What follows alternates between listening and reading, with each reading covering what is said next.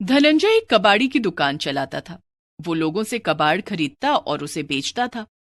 उससे उसकी बहुत कमाई तो नहीं हो पाती थी, लेकिन उसके और उसके परिवार का गुजारा हो जाता था। उसके परिवार में वो और उसकी बूढ़ी माँ सुशीला रहते थे। धनंजय भगवान श्री राम का परम भक्त था। वो रोज सुबह उठकर भगवान श्री राम की पूजा करता। उसके अंदर बहुत उत्साह था। वो इस बात से बहुत खुश था कि अयोध्या में भगवान श्री राम के मंदिर की प्राण प्रतिष्ठा की जा रही है। धनंजय उस दिन वहां जाकर भगवान श्री राम के दर्शन करना चाहता था। उसने अपने दोस्तों से इस बारे में बात भी कर ली थी। वो रोज अपनी दुकान खोलकर सबसे पहले भगवान श्री राम की पूजा करता। उस दिन भी वो भगवान श्री राम की पूजा कर रहा था। तभी उसके दोस्त मुकेश और सुरेश वहां आते हैं। अरे धनंजय, तूने सुना? अयोध्या में भगवान श्री राम के मंदिर की प्राण प्रतिष्ठा की जा रही है। हाँ मुकेश, और मैंने तय किया है कि हम तीनों दोस्त अयोध्या जाएंगे और उस दिन भगवान श्री राम के दर्शन करेंगे। हाँ, हम तीनों वहां चलेंगे। मंदिर की प्राण प्रतिष्ठा में बस कुछ ही दिन बाकी रह गए। तू चलने की तैयारी कर ले।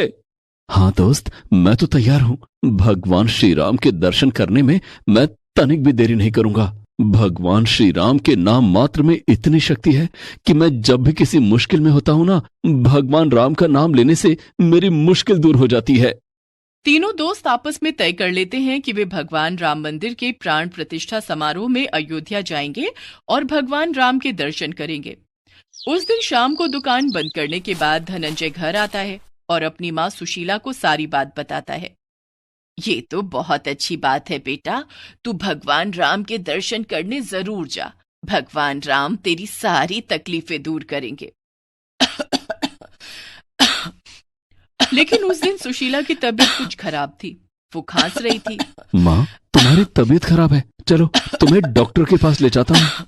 नहीं बेटा, बस जरा सी खांसी ही तो है, ठीक हो जाएगी। ठीक है, तो मैं तुम्हारे लिए खांसी की दवाई ले आता हूँ। धनंजय बाजार जाता है और सुशीला के लिए खांसी की दवाई लेकर आता है। माँ, ये दवाई खा लो, इससे तुम्हारी तबीयत ठीक हो जाएगी। सुशीला दवाई खा लेती है और दोनों माँ बेटे खाना खाकर सो जाते हैं। दूसरे दिन सुबह सुबह सुशीला की तबीयत ज्यादा बिगड़ गई थी। वो बुरी तरह से खांस रही थी और उसे सांस लेने में तकलीफ भी हो रही थी। माँ, तुम्हारी सांस फूल रही है, चलो डॉक्टर के पास चलो। धनंजय ने सुशीला को उठाने की कोशिश की तो उसने देखा कि सुशीला को तेज बुखार भी है। धनंजय सुशीला को एक रिक्शे पर बिठाकर अस्पताल ले जाता है। अस्पताल में इन्हें निमोनिया हो गया है, इन्हें जल्दी अस्पताल में भर्ती करना पड़ेगा, नहीं तो इनकी जान भी जा सकती है। लेकिन इनके इलाज में काफी खर्चा आ जाएगा। डॉक्टर साहब, आप खर्चे की चिंता मत कीजिए, मेरी माँ का जल्दी इलाज करके इन्हें ठीक कर दीजिए। मेरी माँ के अलावा कोई नहीं है। डॉक्टर सुशीला को अस्पताल में भर्ती कर लेता है। सुशीला के इलाज में काफी पैसे खर्च हो जाते हैं। यहाँ तक कि धनंजय को कर्ज भी लेना पड़ता है, लेकिन इसके बाद भी सुशीला की हालत में कोई खास सुधार नहीं आ रहा था। धनंजय अपनी माँ की तबीयत को लेकर बहुत परेशान हो रहा था। उसने काफी दिन से अपनी दुकान भी नहीं खोली थी। इनके इलाज के लिए अभी 10,000 रुपए और चाहिए। 10,000 रुपए? ठीक है डॉक्टर साहब, मैं कुछ इंतजाम करता हूँ, लेकिन आप माँ के इलाज में कोई कमी नहीं करना। धनंजय अस्पताल से बाहर आता है और सोचता है, कई दिन से दुकान भी नहीं खोली, आज दुकान खोलता हूँ, शायद कुछ कमाई हो जाए। धनंजय ने उस दिन अपनी दुकान खोली। हमेशा की तरह वो सबसे पहले भगवान श्री राम की पूजा करता है। जय श्री राम, जय श्री राम, जय श्री राम, जय श्री राम। हे प्रभु, मेरी मदद करो। वो पूजा कर ही रहा था कि उसके दोस्त मुकेश और सुरेश वहां आ जाते हैं। अरे धनंजय, तू चल रहा है ना? परसों अयोध्या में भगवान श्री राम मंदिर की प्राण प्रतिष्ठा हो रही है। हम दोनों तो तैयार हैं। हमने अपना सामान बांध लिया और टिकट भी करवा लिया है। हमने तेरा टिकट भी करवा लिया है, कल शाम की ट्रेन है। नहीं दोस्तों, तुम दोनों जाओ, मैं नहीं जा सकता। लेकिन क्यों? तू क्यों नहीं जा सकता? तू तो कितना खुश था कि भगवान श्री राम मंदिर की प्राण प्रतिष्ठा हो रही है।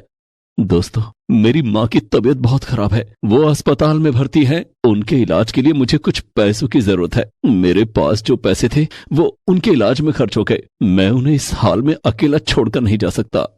लेकिन दोस्त, कहते हैं कि पहले से कहकर अगर भगवान के दर्शन को नहीं गए तो भगवान नाराज हो जाते हैं। भगवान भी अपने भक्त का इंतजार करते हैं। अगर तू नहीं जाएगा तो भगवान श्री राम को बुरा लगेगा। तू मेरी बात समझने की कोशिश कर मेरे दोस्त, मैं नहीं जा सकता। धनंजय ने अपनी जेब से 200 रुपए निकालकर अपने दोस्तों को दिए और कहा, मेरी तरफ से भगवान श्री राम को प्रसाद चढ़ा देना। ठीक है दोस्त, हम चलते हैं।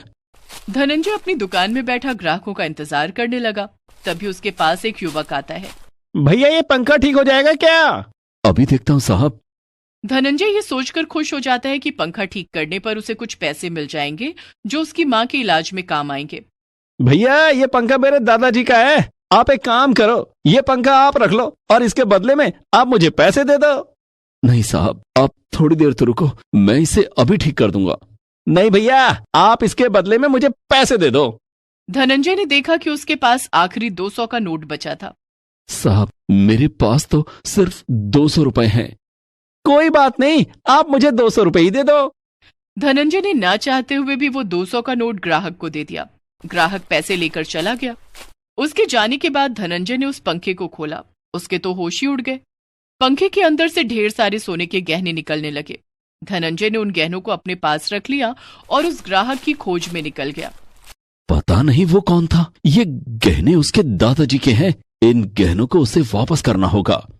धनंजय उस ग्राहक को काफी ढूंढता है, लेकिन ग्राहक उसकी आंखों से ओझल हो जाता है।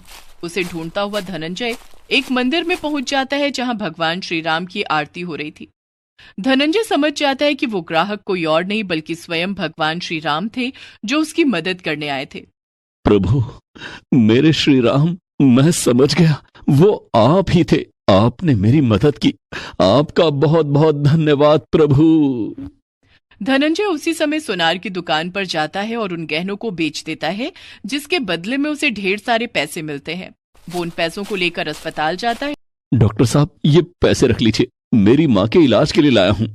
अब आपकी माँ की तबीयत में काफी सुधार आ गया है, आप उन्हें घर ले जा सकते हैं। धनंजय मन ही मन कहता है, ये सब प्रभु श्री राम की लीला है। धनंजय सुशीला को लेकर घर आ जाता है। धनंजय बेटा, तू भगवान श्री राम के प्राण प्रतिष्ठा समारोह में अयोध्या जाने वाला था ना? हाँ माँ, लेकिन अभी तेरी तबीयत ठीक नहीं है, ऐसे में तुझे अकेला छोड़कर नहीं जा सकता। बेटा मेरी तबीयत अब ठीक है, तू कल की टिकट करवा ले और मेरा भी टिकट करवा ले। भगवान श्री राम के दर्शन करने मैं भी चलूंगी। लेकिन माँ तुझे भी आराम की जरूरत है। बेटे मैं बिल्कुल ठीक हूँ और बाकी बची तबीयत भगवान श्री राम के दर्शन करके ठीक हो जाएगी। ठीक है माँ। दूसरे दिन धनंजय अयोध्या जाने के लिए टिकट करवा लेता है और अपने दोस्तों को फोन करके बताता है कि वो भी अयोध्या आ रहा है। हेलो मुकेश, मैं भी अयोध्या आ रहा हूँ। माँ की तबीयत ठीक हो गई है, माँ भी साथ में आ रही है।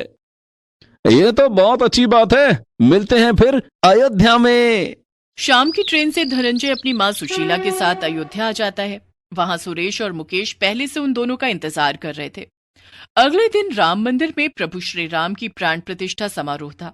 चारों मिलकर समारोह में जाते हैं और प्रभु श्री राम के प्राण प्रतिष्ठा समारोह में भाग लेते हैं।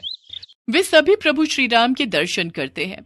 प्रभु श्री राम के दर्शन मात्र से सुशीला की तबीयत पूरी तरह से ठीक हो जाती है।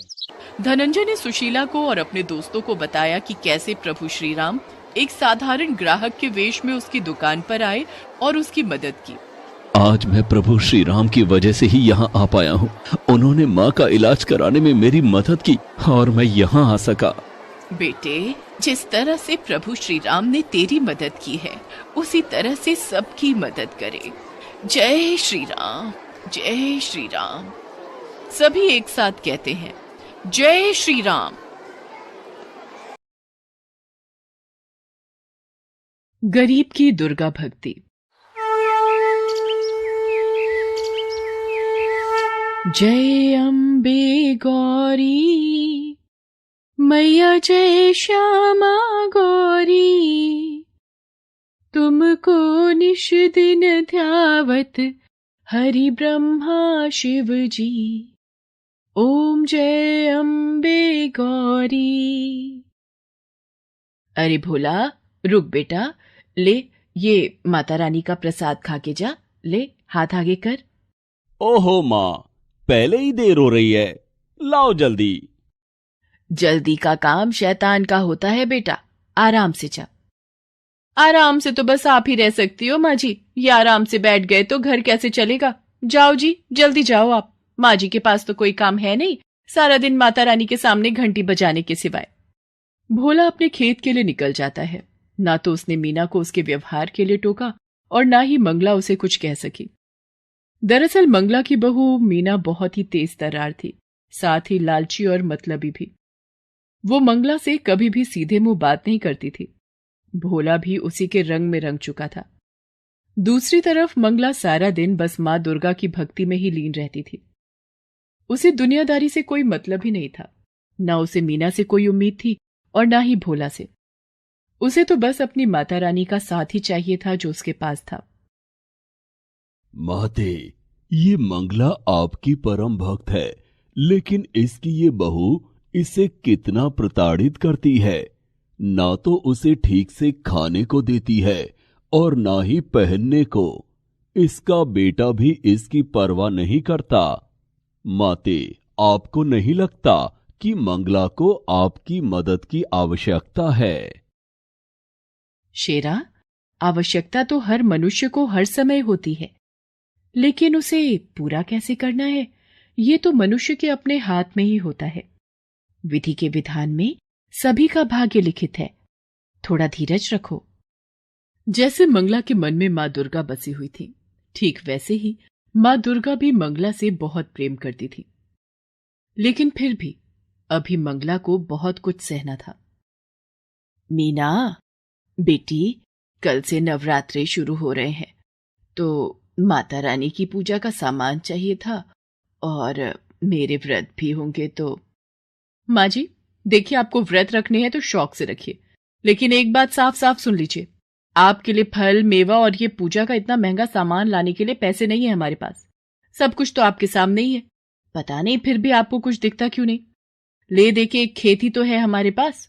बड़ी मुश्किल से इस बार चने की फसल कुछ ठीक ठाक हुई है, वो भी अभी पूरी तरह से तैयार नहीं है। अब आप ही बताइए कि पहले घर के जरूरी खर्च देखें या आपके ये सब नाटक। इतना कहकर मीना वहां से चली गई। मंगला ने बड़ी उम्मीद भरी नजरों से भोला की तरफ देखा, लेकिन भोला ने भी उसकी उम्मीदों को पल भर में तोड़ दिया। माँ, मीना ठीक ही तो कह रही है।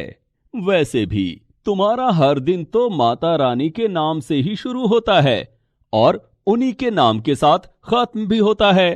तो फिर ये नवरात्रि पर व्रत रखने से क्या खास हो जाएगा? खामखा तुम्हारी तबीयत बिगड़ जाएगी और फिर डॉक्टर की फीस और दवाइयों पर फालतू खर्च, ये सब बड़ा भारी पड़ जाएगा माँ। मंगला फिर कुछ न कह सकी, लेकिन वो उदास जरूर थी। उसने तो सोचा था कि इस नवरात्रि पर वो माता रानी का नया मंदिर बनवाएगी, लेकिन यहां तो पूजा का सामान ही नहीं आ पा रहा था। वो उदास होकर माता रानी के सामने गई और हाथ जोड़कर बोली, मां, मेरे बच्चों को क्षमा करना। ये नादान है, पर मैं जानती हूं कि आप अपने इस भक्त की मदद जरूर करेंगी। इतना कहकर मंगला रोने लगी। दूसरी तरफ मीना के दिमाग में नई खिचड़ी पकने लगी थी। सुनो जी, मैं क्या बोल रही थी, अपने खेत की फसल बस तैयार ही होने वाली है, तो किसी को तो उसकी रखवाली करनी ही होगी। हाँ, तो मैं रहता तो हूं सारा दिन खेत में। देखा, भूल गए ना, कल हम दोनों को मेरे मायके चलना है पूरे 1 हफ्ते के लिए। मेरे इकलौते भाई की शादी है, तो जब आप यहां नहीं रहेंगे तो खेत का ख्याल कौन रखेगा? हाँ, ये तो मुश्किल हो गई। ऐसा करते हैं, तुम अकेली चली जाओ शादी में, मैं रुक जाता हूं यहीं। अरे ना ना, आप नहीं चलोगे तो अच्छा लगेगा क्या? और वैसे भी मैंने शादी के लिए सारी तैयारियां कर ली हैं। आपके लिए और अपने लिए नए कपड़े भी खरीद लिए हैं। ये देखिए, शादी की हर रस्म के लिए अलग अलग कपड़े खरीदे हैं मैंने, तो शादी में तो जाना ही है हम दोनों को। तो फिर खेत को कौन देखेगा? माँ जी है ना, वो रखवाली कर लेंगी खेत की। माँ, लेकिन वो कैसे? वो सारा दिन खेत पर करेंगी क्या? वही जो यहाँ घर पर करती हैं। खेत के कोने में जो एक छप्पर है, वही सारा इंतजाम कर देंगे। उनकी माता रानी की मूर्ति भी ले जाकर रख देंगे वहीं पर। वैसे भी माँ जी के नवरात्रि के व्रत चल रहे हैं, तो उनके खाने पीने की चिंता तो है नहीं। जैसे यहाँ रहने वाली थी वैसे ही वहां रह लेंगी, साथ में खेत की रखवाली भी हो जाएगी। लेकिन क्या क्या ये ठीक रहेगा? बिल्कुल ठीक रहेगा जी। अब तुम ज्यादा मत सोचो, हमें कल ही निकलना है, तो ऐसा करो आज शाम को ही माँ जी को जाकर वहां छोड़ाओ। भोला एक बार भी मंगला से उसकी मर्जी पूछता तक नहीं और उसे उसके सामान के साथ खेत में छोड़ आता है। अच्छा माँ, चलता हूं, तुम आराम से रहना और हम 1 हफ्ते में लौट आएंगे, ठीक है? हाँ बेटा, तू मेरी चिंता मत कर, जा आराम से जाना और बहू का भी ख्याल रखना। मंगला जानती थी कि अब उसे अपनी आगे की जिंदगी उसी छप्पर के नीचे बितानी थी, क्योंकि वो मीना के लिए सिर्फ एक बोझ थी जिसे उसने खेत की रखवाली के बहाने उतार दिया था।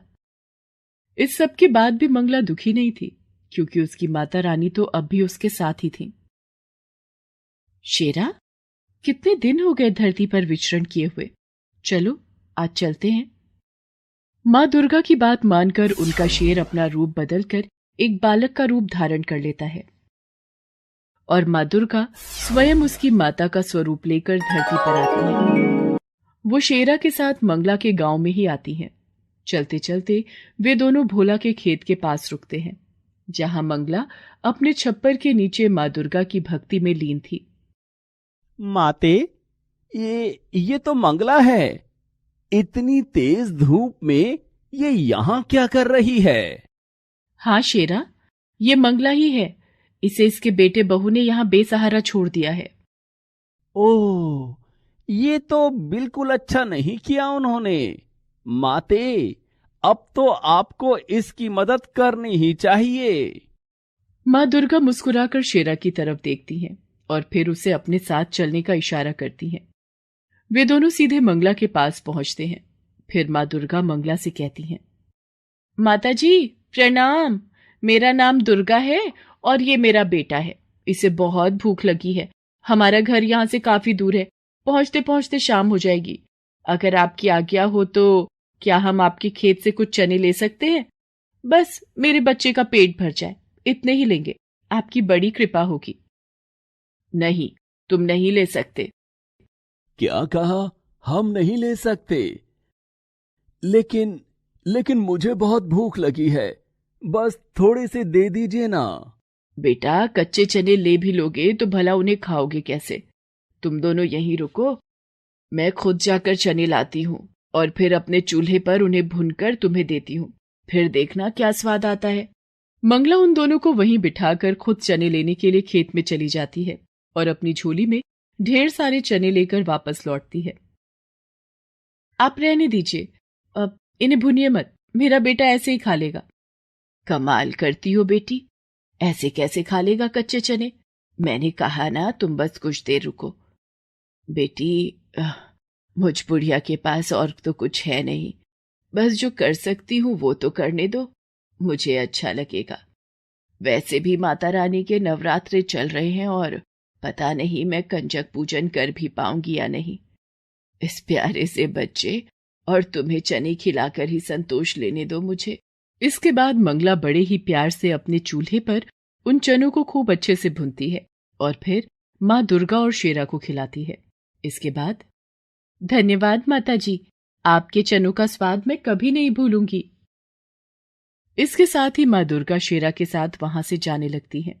तभी शेरा उनसे कहता है, माता, मैं जानता हूं कि ये सब मंगला की एक परीक्षा थी और जहां तक मैं समझता हूं मंगला इस परीक्षा में खरी भी उतरी है, तो क्या उसे कोई इनाम नहीं मिलना चाहिए? माँ दुर्गा एक बार फिर शेरा की तरफ देखकर मुस्कुराती हैं और फिर वो मंगला की तरफ अपना हाथ उठाती हैं। उनके आशीर्वाद से निकले प्रकाश से मंगला पूरी की पूरी सोने की बन जाती है। हालांकि वो एक मूर्ति नहीं थी, लेकिन अब सोने की एक चलती फिरती इंसान थी। और सबसे खास बात तो ये थी कि खुद मंगला को इस बात का एहसास नहीं था। इसके बाद मंगला को जिस किसी ने भी देखा वो अचंभे में पड़ गया। अब तो सारा गांव ही मंगला को अपने साथ रखने को तैयार था, यहां तक कि मीना भी। माँ जी, चलिए घर चलिए हमारे साथ, अब आपको यहाँ रहने की कोई जरूरत नहीं। मैं आपकी खूब सेवा करूंगी। नहीं बहू, तुम्हें परेशान होने की जरूरत नहीं है। अब तो पूरा गांव मुझे रखने को तैयार है। अरे ऐसे कैसे? आप किसी के भी साथ चली जाएंगी? माँ जी, हम आपके सगे हैं, हमसे ज्यादा प्यार आपको कौन करेगा भला?